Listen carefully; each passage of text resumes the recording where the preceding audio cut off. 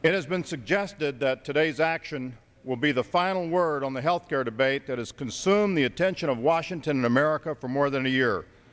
I would suggest instead that much remains to be said and seen. The ink is hardly dry on the Democrats' government takeover of health care, but already we are seeing its devastating real-life consequences. We discovered a loophole that leaves many young adults out of the reach of their parents' insurance coverage, despite the President's pledge that they will receive care today.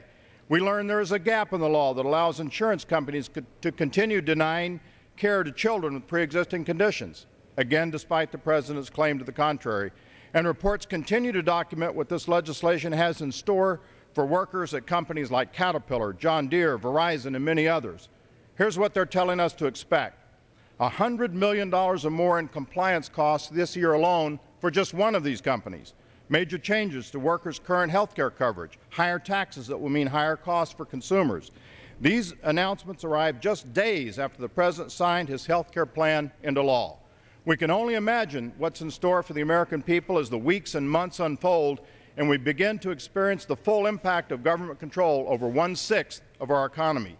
These revelations are the obvious consequences of jamming a flawed bill through a flawed process. Mr. Speaker, a flawed bill jammed through a flawed process guarantees the health care debate will go on. The American people have rejected a government takeover of health care, so let's reject this latest fix of the bill.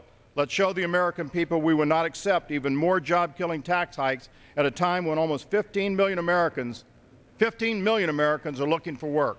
Let's show the American people we will not accept even steeper cuts to Medicare that will leave millions of seniors less secure.